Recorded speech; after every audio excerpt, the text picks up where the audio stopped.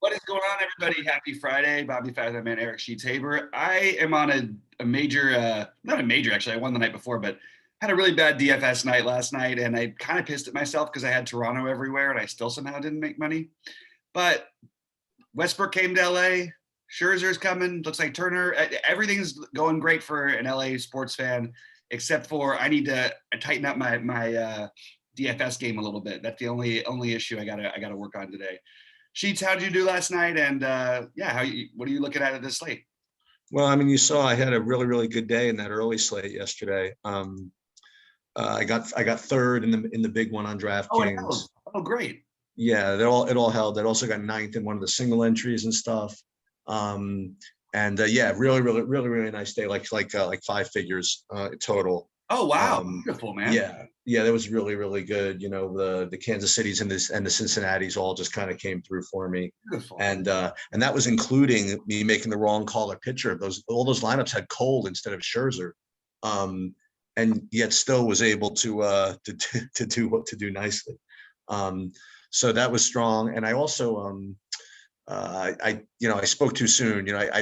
I keep forgetting that the golf, like there are other guys left to play, but I'm starting to get a little traction in the golf thing, like Pereira, and he's in the top 5, but and some other guys are doing well. But the way the golf is swinging with all these birdies and whatever, and no cut, like the even the standings in the GPPs just go flying all over the place. So we're gonna see what happens, but it's definitely that could end up being fun. We'll see how it goes. Nice. Well, great day yesterday. Congratulations. Yeah. That's awesome.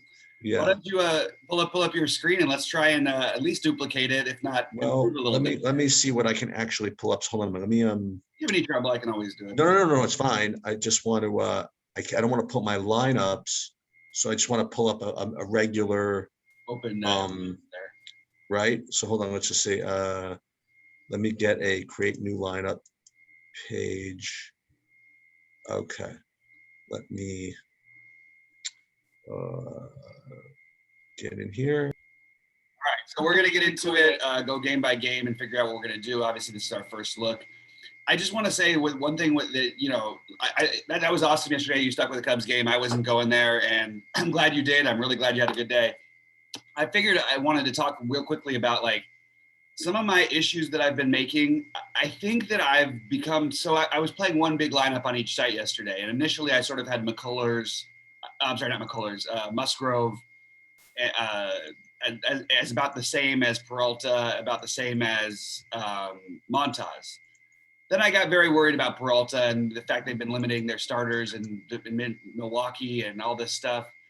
And I realized that I'm hedging too much. I'm not just fully committing a little bit to what I really want to do. So that's just something I wanted to talk about as I go through today. I think I'm playing things a little bit safe, which actually makes things less safe. And I'd like to change that. Those are some nice lineups from yesterday. You showed us which one. This was the one that this is the big one here. And again, it's nothing particularly fancy. It actually included like Cole basically busting. Right. But dude, you can't fight City Hall, man. Votto's like the best hitter in baseball, apparently. That's pretty nuts. Pretty nuts. But it was a Sheets type of slate because 139 points usually hasn't been doing it recently. But as we talked about, I mean, there were you didn't need that many, and so we can move on. Yeah, beautiful. Well, great day. I'm going to try to stick to my guns a little bit more today than I have been recently. So when you say stick to your guns, let's talk about this for a second. So does that mean you want to be more concentrated in ownership, or no? It's more. It's if I have 3 pitchers that are the same and I get scared off of one of them, why am I looking for a third other option instead of sticking with the 2 guys I like in basically my 2 big lineups or whatever, one on FanDuel, one on DraftKings? I don't even mind what I did. I hedged and I went to Chad Kuhl, who I could spend down and then play Toronto with San Diego, which is what I wanted to do. San Diego ended up just being horrible, but it didn't make sense to me. I was too much looking for a way not to have Montas 100%. And that's not the way to play. I just think I've made that mistake a couple times lately. I'm not going to keep doing it. If I end up liking somebody better than everybody else, he's going to be in my main lineup. Well, let's talk through that. You don't. Never for an individual hitter should you do the same thing, because we'll do. Let's talk through that in the context of this slate. Maybe we can't. put that actually to work.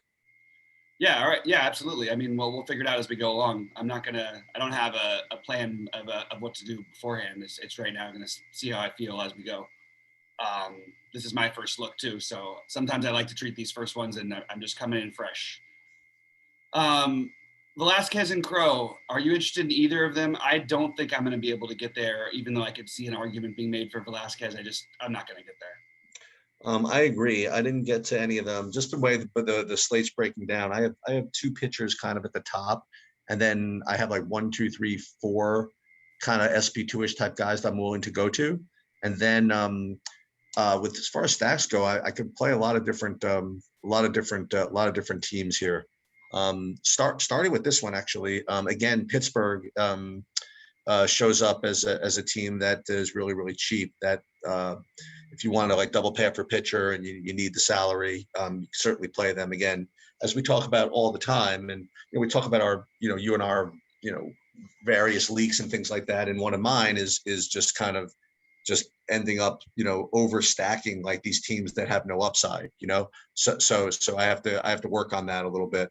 But just for what it is, Pittsburgh does rate to be, good point per dollar type plays.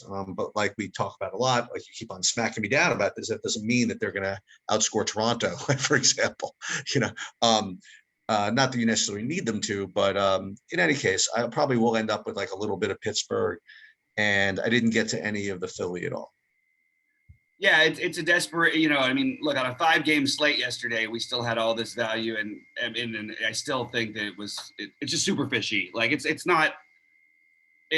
Is it not? It's certainly not the optimal way to play. I think that Castro, Gamble are fine for value. I just think that, I don't know. This is not. You shouldn't be stacking Pittsburgh if you want to win tournaments.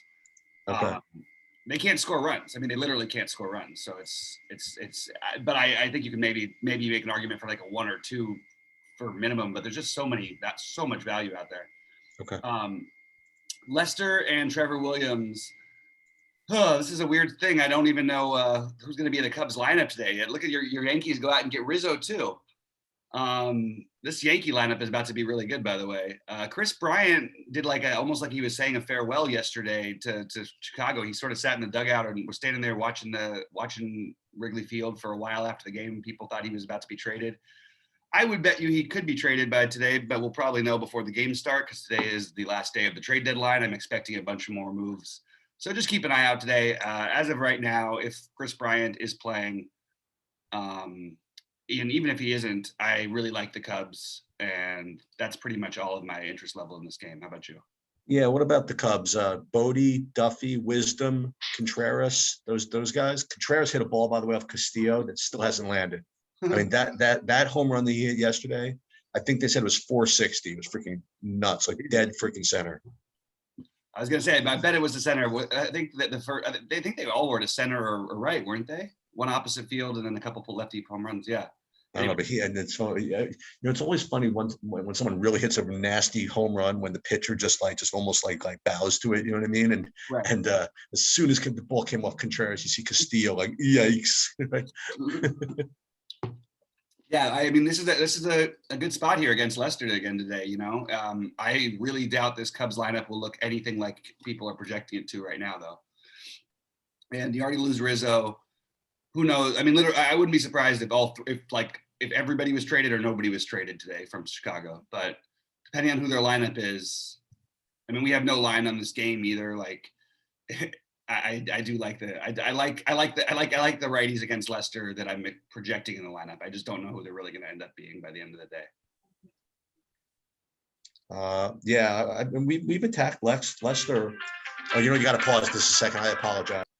We're back, guys. Sorry for the little bit slow start here, but we're back in business now. So we're talking about Chicago. Do you have any interest in the Washington side of this game?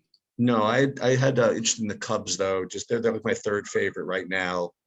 Bodie, Duffy, Wisdom, Marisnik, and Contreras. I don't think I could pay up that much for Baez. But those are my favorite values. Yeah, I love the Cubs. Today, I just can't project who's going to be in the lineup. I expect a lot of those guys to be, at least some of those guys to be traded. Right. Washington, I actually think is going to be way overlooked because of the well, it's a pretty weak lineup, but you do have, I guess Soto and Bell are really my only levels of interest, but I do think Soto and Bell are both solid plays here against Trevor Williams. So I wouldn't mind that either. Just Soto's really expensive, obviously. But you might be able to get a cheap Cubs stack if they aren't, if Bryant or Contreras is traded and you get all these guys in the middle of the order, Wisdom, Marisnik, Duffy, Bodie, that's a really cheap stack. So you might be able to spend up at a few other places. I like this game. Let's jump over to KC and Toronto. I am not getting to, I don't know. I'm debating whether or not I want to take one shot on Stripling, but probably not going to get there by the end of the slate. And then Toronto, back in Toronto, is one of my favorites, maybe my favorite stack on the slate. So that's where I'm at for this one. What do you see in this? Yeah, I couldn't agree with you more. I hate both, not hate, whatever, both pitchers or whatever. But as always, I mean, if you can get up to Toronto, play Toronto. I mean, again, I'm showing one of the way my stacks are ranking, and it's just, they have such an edge just raw points over everybody else that, right, especially at home, if you can get them, great. And well, they're actually back in Toronto this time. This is their first. Oh, they're actually playing in Toronto. In Toronto, but still, they're rating. That's all factored in. They're rating really high. Guerrero, Springer, Simeon, Bichette, what's his name? Teoscar. Yeah. Let's see what you can do. Hold on. Let's see what you put these in. How much are they, all these guys? Teoscar 53, really Springer 52, Guerrero 6,000, Simeon 54, and who was the fifth? Who's the fifth guy? Let's put a catcher in. Yeah, it makes it difficult. Yeah, it's tough. It always is tough. But you don't need to at least 5-man stack teams. You can, right. We can do other ways around it. I certainly like Toronto for a 3 to 5.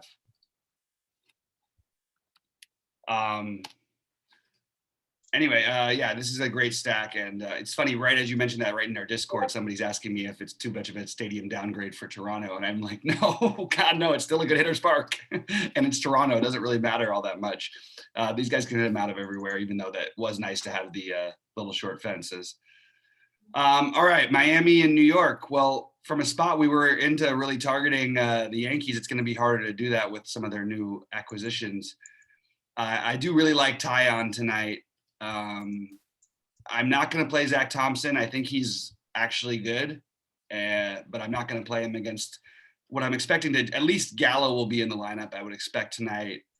I don't think Rizzo will make it over there in time, but yeah, I mean, it's a tough lineup to go against. I don't know if I'll fully do it, but I don't mind like a mini Yankees stack, even though, like I said, I think that Thompson's pretty good. Yeah, so Tyon, and I'm interested a little bit in the mini Yankee stack, maybe with a Gallo and Judge or something like that. It might just be the new excitement, new team thing or whatever. But I sort of like that they're going to be overlooked, and you have just there's a lot more pop in this lineup now. I just don't know if I can get to a full stack. Where does Tyon rate for you as far as a pitcher today? High. Yeah.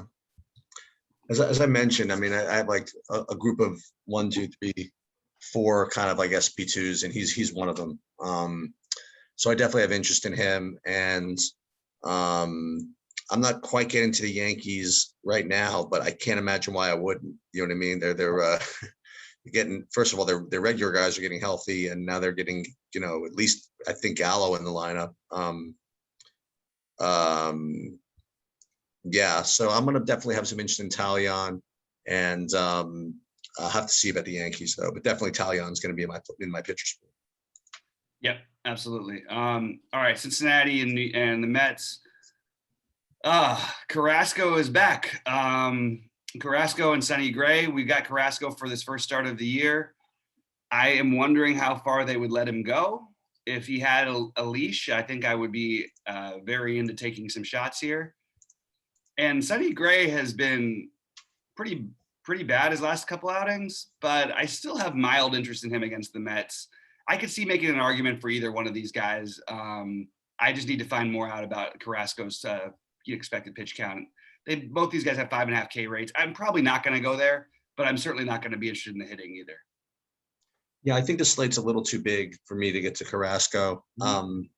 And Sonny Gray, he, as usual, probably is under projected. They never give him a break with the projections. I mean, he shows up for me, like you see, like way down on the list, but I just know he's got a little more upside than that. Mhm. But right now he's just kind of like even below the other SP2s, but not much. So I definitely consider him in play. I consider him very similar to Gausman, is my like for both of them. So we'll see where my builds take me, but I definitely Sonny Gray I consider in play. And I didn't get to either of the hitting either in this game. Yeah, it's nothing for me. I can't even think of a hitter I would want to play. I guess with Gray, if you expect Gray to be bad, maybe you could argue for the Mets, but I can't get there on this slate. Boston at Tampa Bay. I am not interested in either Martin Perez or Josh Fleming, who will probably be effective in 3 innings. The only the guys I have notes on in this game are basically the guys you'd expect: Cruz, Arozarena, and JD Martinez, but probably not going to get to them on this slate either. And what about Boston? Not that I said Martinez. Yeah, that's it. Okay. Yeah, I'm with you. I actually, it's fun to actually have this game as a total cross off. I don't have either the pitchers, and I have none of the hitters either. Yeah, I'm pretty much in the same boat. It's I just a bullpen game against Tampa Bay is like the nut low matchup in the major leagues, unless it's a bullpen game against, like, I don't know, San Diego or something. Those bullpens are just so good, and then Fleming is good enough, and Perez, yeah, he gets hit hard enough sometimes, but I do think Nelson Cruz or Randy Arozarena makes sense as a home run candidate against Perez, but I don't really want to stack anything. So I think that this next game is a really high leverage spot for this slate. High leverage, but nobody's going to be owned that much. Well, and when I say high leverage, I also mean, I think that all 4 components of this game have like slate winning upside, sort of. I think that you can make a case, for Skubal, rather easily. And he's one of my top rated SP2s. And yet on the other hand, I think you can make a case for Baltimore as some of the hitting as well. Then on the other side, Matt Harvey is pitching against Detroit.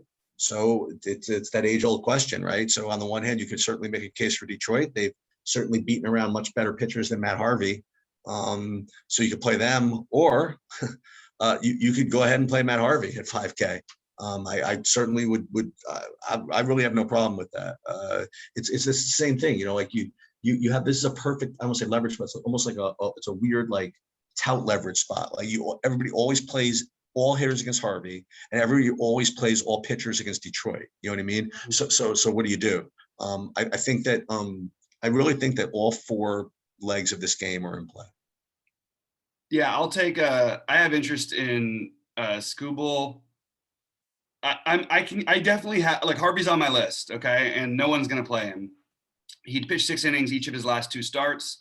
He basically has no strikeout stuff left, which is the part that's hard. But we, as much value as there is, if you do want to play a 5-man Blue Jay stack, you're gonna have to either use 3 value pieces or a really cheap SP, SP up there. I still think it's not, it's funny, if, like, I almost feel like Harvey if he was 4K, I would be a little more interested. Like I want 15 fantasy points out of him at least, probably, hopefully with the upside of 20. And it's a very narrow path. The guy had a 1 hitter going in his last game, and still, he made it through 6 innings with 4 strikeouts, 1 hit, had 25 fantasy points, which is incredible. But he had a 1 hitter going, like, you know what I mean? It wasn't like he could even get further in the game than that. Against Kansas City right before that was his other good start. And that was just, honestly, there was like half the balls in that game were hit over 100 miles an hour. They just happened to be at people. Yeah, I agree with everything that you sort of said about this. I think that I'm going to not stack Detroit fully as much as maybe everybody else is. I'm just gonna take a quick look at their ownership. I guess they're going to be really popular. You have to think, right? They're not popping quite as much as I would have guessed. partly because nobody ever knows who to play. By the way, Miguel Cabrera, a couple home runs last night. He's actually had a pretty decent year, for DFS wise, considering what we were expecting. I mean, look, he's not great or anything, but he's not 2K anymore. He's 3,300. Scope, Badu. People are not going to play Haas today, so I think that Haas you could put in your mix if you're as a spend up because the other guys are cheap enough. Robbie Grossman is probably one of the better values on the slate. So I'm into playing some of the Detroit, but I just don't want to have them be my main stack on these slates. They don't have a lot of power. I mean, if we're going to rely on Cabrera to hit home runs every night, I feel like that's going to be tough on full slates.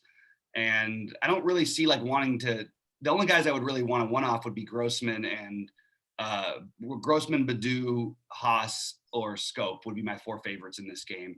I don't mind any of them as a one-off or parts of the stack, but I don't know if I really want to take the really chalky stack. At the same time, I get Harvey in the Baltimore bullpen, so I'm sort of iffy on this situation here.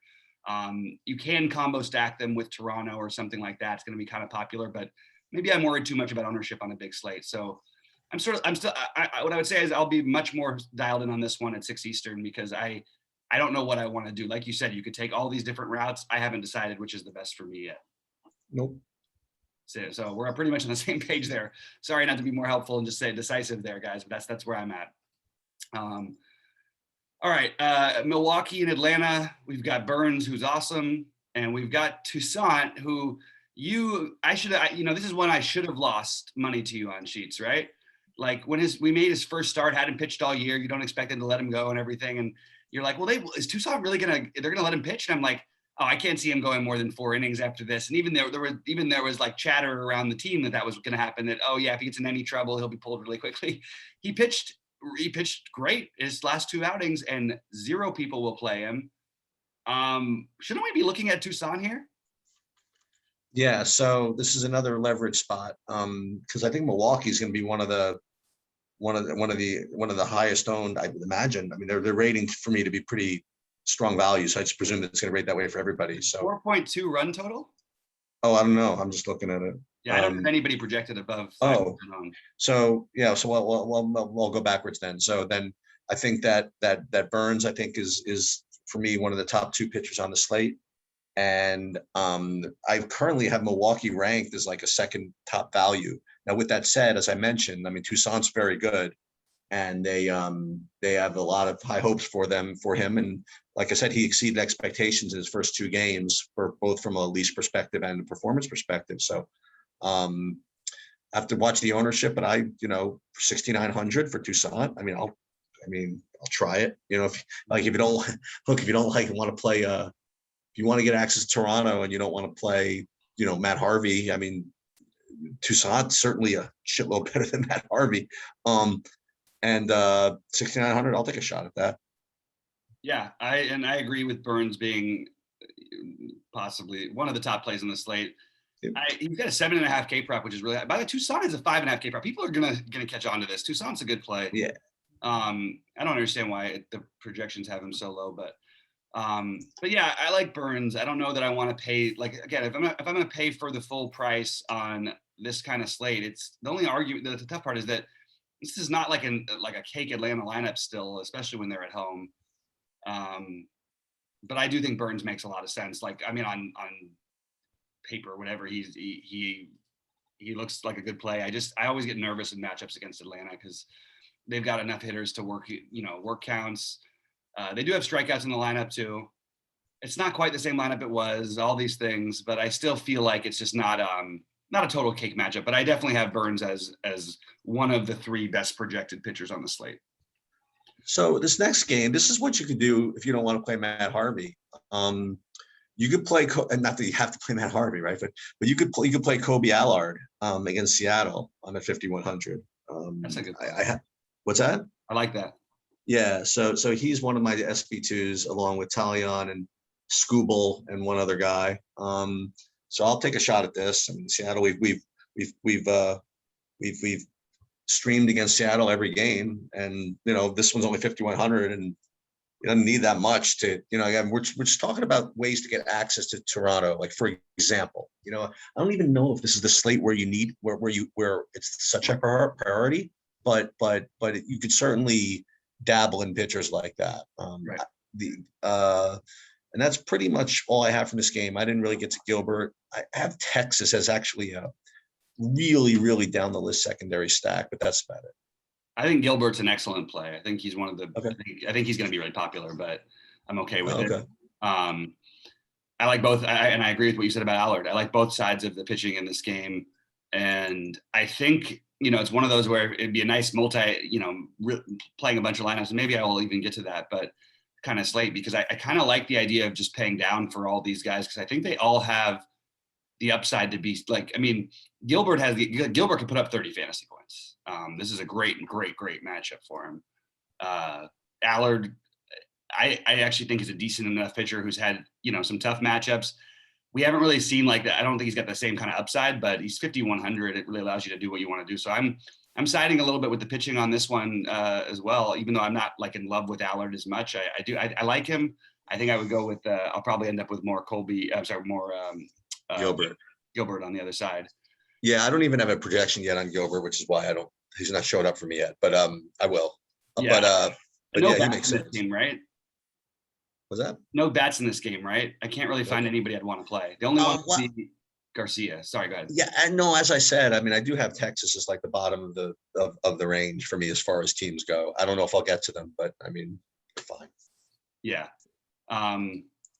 Be careful. This Logan Gilbert has got some stuff. All right. So the White Sox, I'm just going to talk before we go to this next game. Boy, talk about a team that can't. What's happening in Chicago? Nobody can hit in Chicago anymore, apparently, on either side of it. I cannot understand how they have a run total where they do every night. I understand it tonight, like it makes sense, doesn't seem like out of whack, but every day they end up with one of the highest run totals, and they just have been putting up like one run a game, like every night. If you look at it, their game log is hilarious. Lance Lynn is I think, potentially better option, very close between him and Burns for me. If we even need to go all the way up there. And again, I'm going to possibly take some shots with this really underperforming White Sox lineup. I love that they got Cesar Hernandez. He gets to face his former team, immediate revenge right off the bat. Not for that reason, but I think he's too cheap anyway.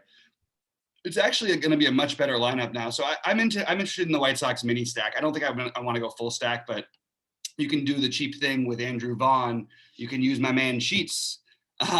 You can play Hernandez.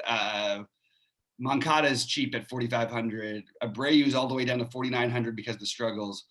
And they're not going to be owned for once tonight. They're not going to be the chalk stack. So I'm kind of interested here in Cleveland, who I don't want to say they've given up, but they just traded Cesar Hernandez. So I'm interested here in the White Sox. Yeah, got Lance Lynn right alongside of Burns, and that's pretty much it. I mean, I didn't at first look, didn't really get to much of the hitting, but Lance Lynn is certainly one of the SP ones.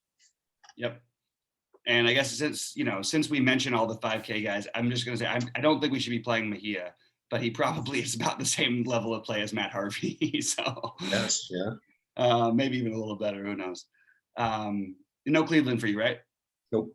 Okay. I'm just going to take a quick look. Anytime we say no Cleveland, it always means it's okay to play Jose Ramirez, even against a tough pitcher, but you just don't need to on this slate. Pitchers, this is Berrios and LeBlanc, and am I missing something? I mean, look, I don't expect Berrios to make this start. I expect him to be traded before this. He was supposed to be the one coming out west to the Dodgers possibly, but I don't think that's going to happen anymore. But I know there's a ton of teams interested in him. The word is that he's been shopped around like crazy. But what we saw yesterday is we saw pitchers, or what we've seen the last few days, we've seen pitchers make their last start with their former team, almost just to make sure that they were still in good form and then immediately be traded right afterwards. It's happened a ton lately. We keep getting these guys to play their games and then they get traded right after. That's not the option tonight. This is the cutoff day for the trade deadline. So if Berrios is still wearing a Minnesota uniform, he will vault to the top of my list for pitchers. I don't understand why, if he does pitch today, that there's no ownership on him, but I think he is a terrific play. If he's going to be low owned, I can pretty much assure you that at first glance, he's going to be in my main lineup on DraftKings. And that for me rounds out my those pitchers that I alluded to earlier. So as I mentioned before, my SP1s, at least first look, were Lynn and Burns, and then I had 4 SP2s, and one of them was Talion, the other was Alar, the other was Scooble, and this is the fourth one is Barrios.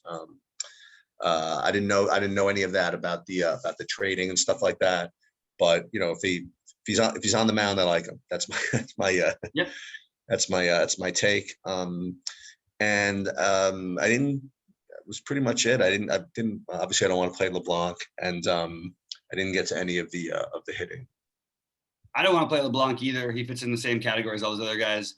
I'm really surprised by this run total projection for Minnesota. I understand St. Louis being at 4 against Barrios, whatever, doesn't worry me.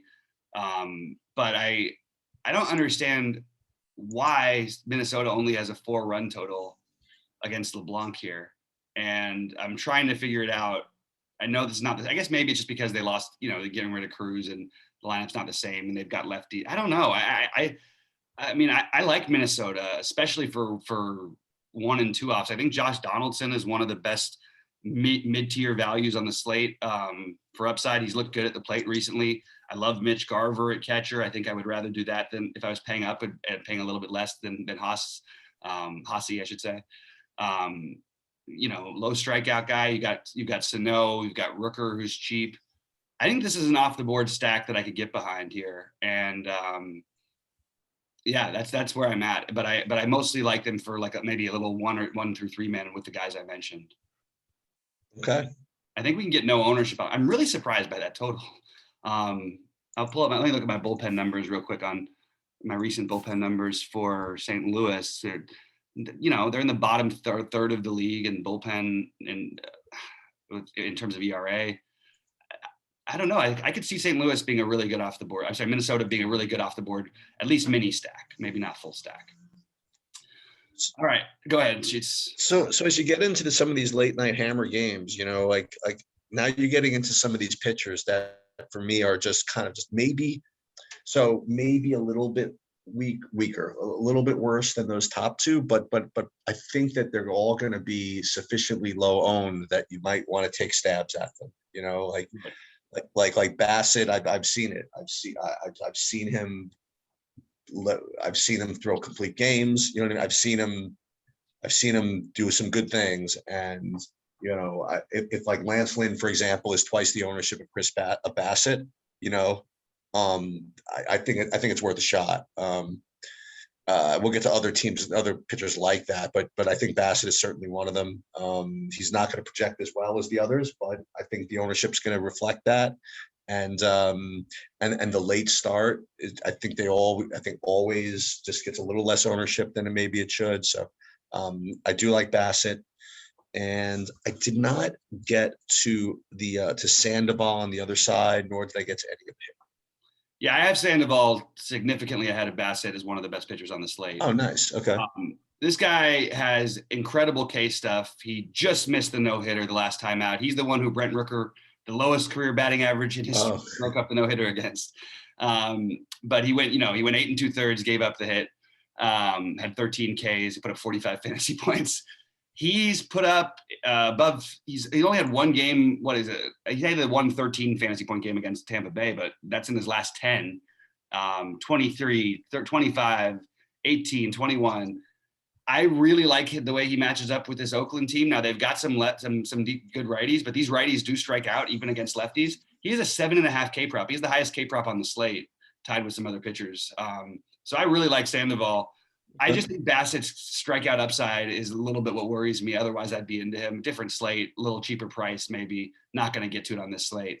And because of all this, I don't think I'm going to have any of the hitting in this game.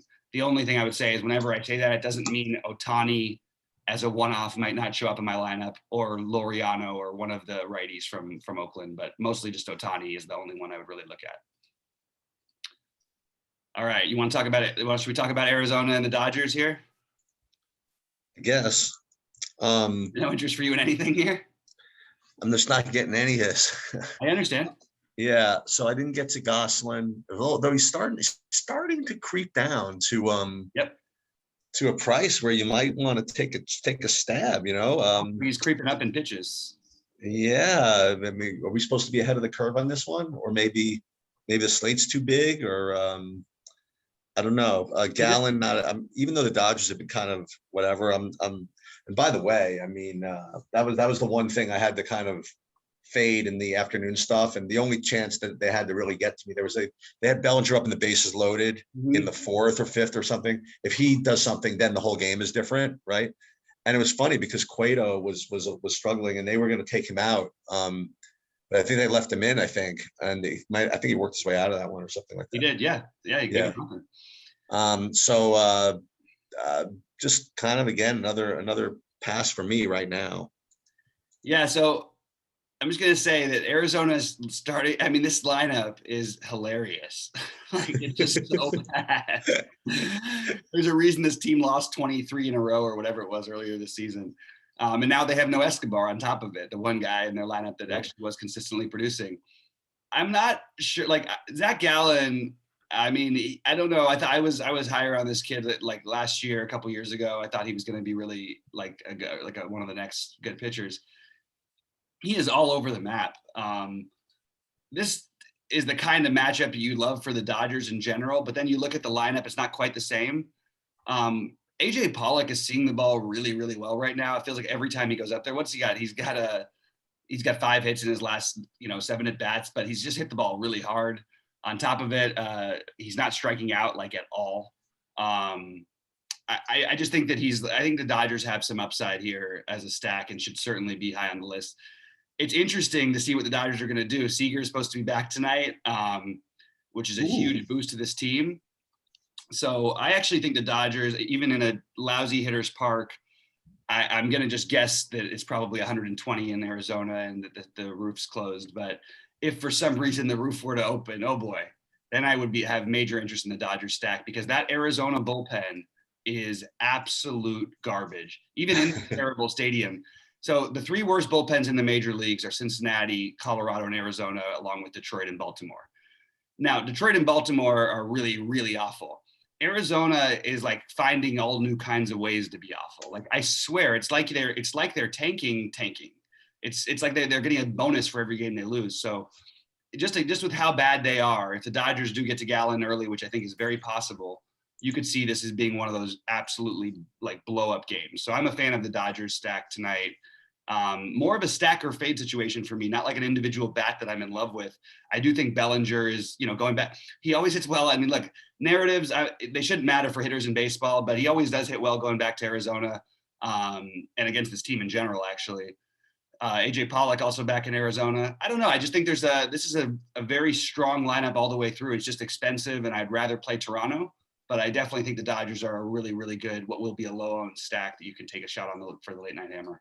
A couple of things is one, I have the Dodgers as the another kind of like a secondary team that, and when I'm looking at my the stats that I like, they're like the only one aside from the Toronto that has raw point upside. You know what I mean? Like all these other guys, things I have are just kind of like these raw values.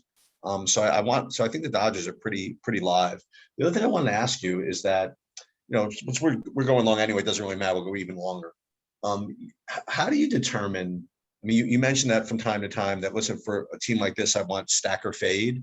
Like, how do you make that determination of whether it's a stack or fade type of situation? Like what about the Dodgers, like today, for example, makes it a stack or fade? I don't totally think it needs to be a stack or fade. I think you could play a one-off of Seager just coming back. You could play a one-off of Muncy, but usually it's when a team is really expensive and or I don't love the power upside. So I use Houston as an example for this all the time, because Kyle Tucker's been cheap lately, but when they're all expensive, all the guys I want, Correa, Altuve, Gurriel, who you don't want to play outside of a stack, I just don't feel the interest in trying to like find pieces other than Altuve. Usually, I usually say I would stack or fade outside of Altuve because he's the best second base option usually. But for the Dodgers, they're all expensive bats, with the exception of Bellinger, who's a little bit cheaper than he should be. If you're none of them profile so great to hit home runs tonight necessarily individually, but as a team, I think that they have a chance to put up a lot of runs if things go their way. It's different. It depends on the slate, but I maybe not phrasing it right. But does that make some sense? You know, it's usually Yeah. the higher price. Like I love Chris Taylor, but do I love Chris Taylor as a one-off on a full slate at 5,100? No. Would I like him in a Dodger stack? Yes. You know what I mean? Would I like Seager at 5K at shortstop? Probably not just first game coming back, but as a part of a Dodger stack, yes. Muncy walks too much for me to want to take a one-off for him, which is great. It's a great thing as a real life hitter, but I don't need guys to walk, so I don't want him as a one-off. I'd want him as a part of a Dodger stack. Bellinger is the one who stands out only as the one-off, or Will Smith. Maybe, yeah, those would probably be the only two. AJ Pollock, I like at 4 point. I mean, look, he's batting 7th for the Dodgers. I'm not going to play him as a one-off, but I do like him as part of a stack. You know what I mean? Yeah. So the Dodgers going to really rolling out for the playoffs, Bauer, Buehler, and Scherzer? The Dodgers are not going to let Trevor Bauer play again for their team. None of the players want him back. Okay. He's gone. I mean, he's not actually gone, but just it's only a matter of time. I'd be really, really surprised if he makes another start for the Dodgers. That's interesting. Okay. I mean, if he's, I don't even know if he'll be allowed to pitch this year. Yeah. Yeah. You can't do what he did. All right, Gausman and Valdez here in Houston. I'm sorry, in San Francisco. Excellent pitchers. I know we're not taking the bats in this game. Where do you rate these guys for you? I mean, they're just low. Well, it's exactly what I said leading into when I was discussing Bassett. In that you know, there's like these pitchers that I think are a little bit below for today's slate, below Burns and Lynn, but you know. The only thing that's stopping, I guess, both of these guys from being, you know, higher is, I guess, their matchup, I suppose. You know, Valdez might be, I don't want to say better. You know, they're both really good pitchers. Gausman, I still have that. I don't know if it's true or not, but he still has that reputation in my head of being a little more volatile, which goes both ways. You know, he was the best pitcher in baseball the first half of the year, in my opinion. Yeah. Without having a bad start, but his last 2 starts, you know what I mean? It's funny, we think of him as volatile, but then look, his last 2 starts, it's reared its head again. He got lit up by Pittsburgh, and then the Dodgers threw him also. Sorry, didn't mean to interrupt you. So I think that both of those guys are kind of decent pivots off of Burns and Lynn. And you know, people can't play everybody, so maybe one of them becomes really, really low owned.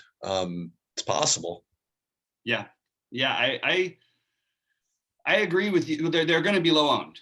And especially Gausman would be the one you'd look at to me, because the extreme massive upside is there with him. You could get a 10K game, 7 innings, 1 hit. He can be untouchable almost. He battles with the strike zone. If he gets like Bill Miller behind the plate or something like that tonight, I can shift a lot of love over to Gausman from these other guys. Umpire data is not the most important thing. You shouldn't treat it like gospel. But when you have pitchers rated close, especially pitchers who you know, Gausman's issue is when he gets in trouble missing the plate. Then I do think you can use it sort of as somewhat of a tiebreaker. So that's where I stand with this. I'm probably not touching this game, but I might use a little bit of Gausman by the end of the day. Colorado, San Diego. I'm not very interested in anything in this game, just to be honest. I know San Diego has a nice run total. I'm fine if you want to go that route. I think there's better stacks in this slate. I think there's better stadiums. Maybe I'm bitter because they killed me last night. I don't think John Gray is a bad pitcher. Yada, yada, yada. Tatis is always one of the best players on the slate, one of the best players on the slate, no matter who he's facing, what situation. If you find yourself with 6,400, don't try and cram your stack in at shortstop. Don't try and play the 5,900 bias. Play Tatis as a one-off possibly.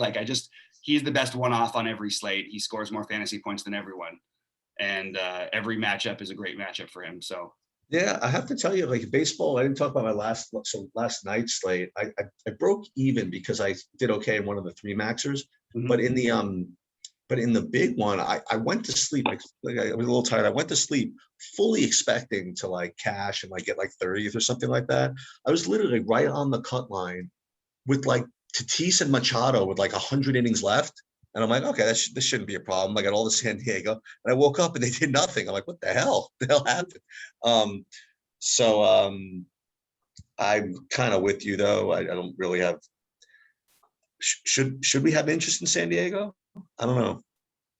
Yeah, I mean, look, they're fine. They're an interesting, Tatis is the guy I'm going to play. If we're going to pay up, though, I'd rather look at the other spots. I actually like the Dodgers spot a lot better. Yeah. Um, and the truth, it's really weird. San Diego, for some reason, in Colorado and against Colorado at home, it's like the one team that they haven't really been crushing. They've had a couple outbursts, but mostly they just keep getting limited by these garbage pitchers. And their lineup is going to be strong today because they've added Adam Frazier. It's going to be strong every day. San Diego's a really, really formidable team, but I don't think I'm getting to this. I don't mind it. I don't mind if I end up in some of these spots. If Trent Grisham ends up back at the top of the order at 3.9, I would consider him an excellent play. Frazier's fine at 3.3, but mostly it'll be Tatis or nothing for me in this game. Who are your favorite Dodgers going back to that game? Bellinger. Oddly enough, they're going to be some of the guys at the bottom of the order. I really like Bellinger and Pollock. I love the way Pollock's swinging the bat. Obviously, for some reason, has always crushed the ball in Arizona. It used to be a better hitter's park. I understand when he played there, but he's always been awesome in Arizona, and even since he's gone back there. So I like those two as sort of. I mean, again, you don't need to worry about getting off the board or whatever, but those guys will probably be at the bottom of the order. Then I like Muncy as a part of stacks. Taylor, Seager. I like pretty much everyone. Except for McKinney, but he's the cheap guy you can maybe play in a wraparound. Justin Turner would probably be a little lower on my priority list than the others, but I'm fine with him as well. So I actually like all the Dodgers. I think that I would prioritize Bellinger, Muncy. I can't say Taylor over Seager. I just can't bring myself to get the words out of my mouth. Maybe I'll just say Will Smith then would be my third favorite, just because of position eligibility. Yeah, I think I think that might be the team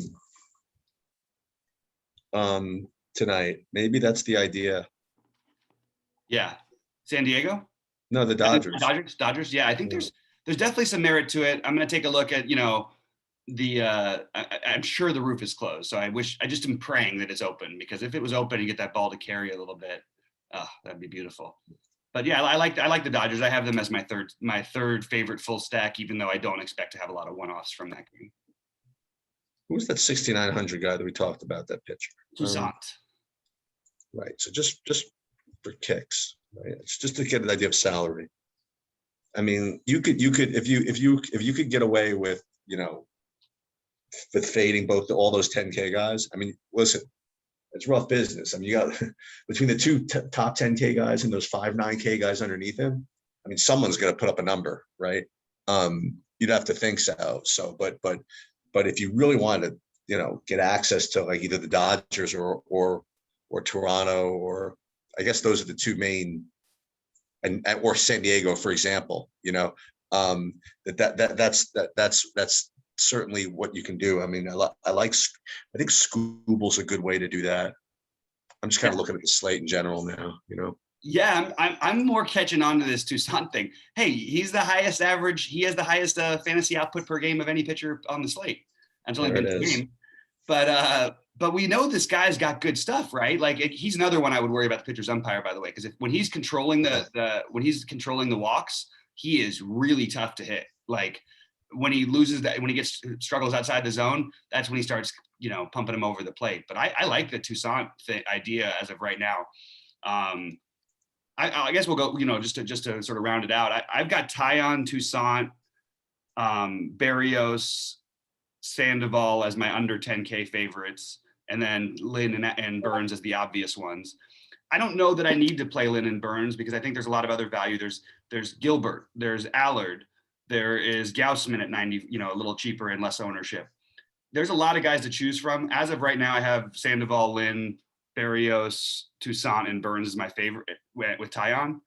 But I'm not just going to play the 6 pitchers tonight. I actually need to dig further, and I need some umpire data to try and settle some differences, because guys like Harvey are sort of out of there for me now. I think Scooble's okay, but I would rather probably play Scooble and Gilbert. Is an interesting conversation. I think I'd rather play Gilbert.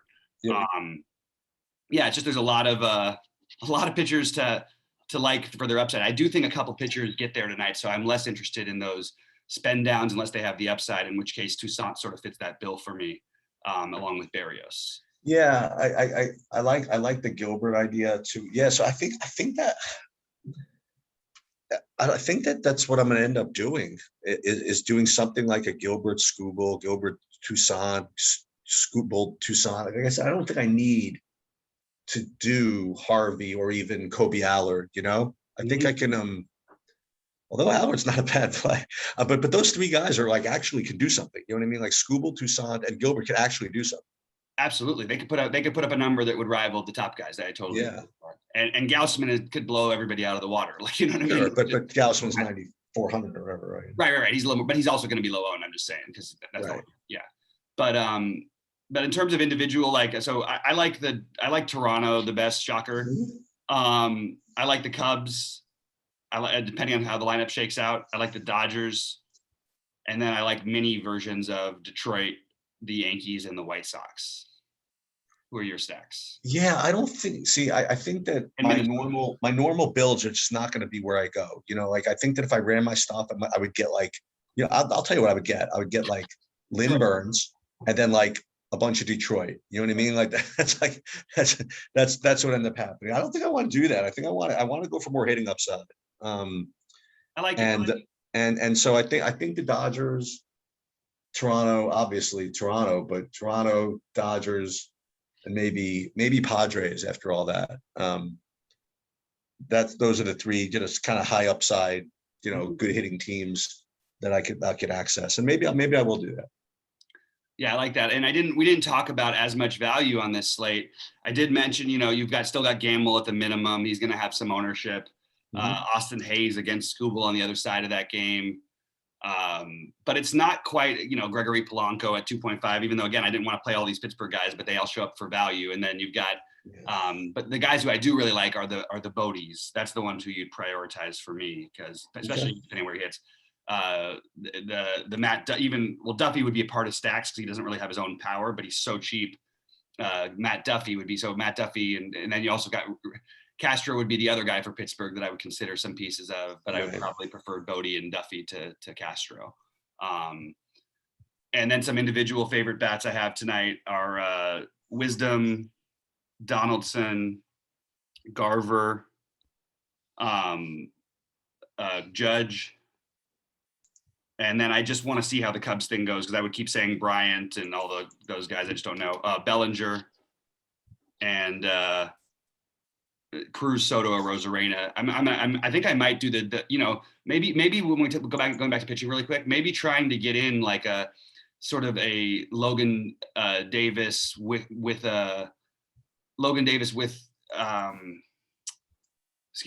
Toussaint.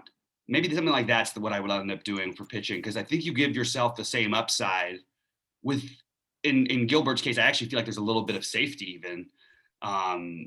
And then with Toussaint, I think you've got the upside. He's shown it to us back-to-back games. We've always known this kid is talented.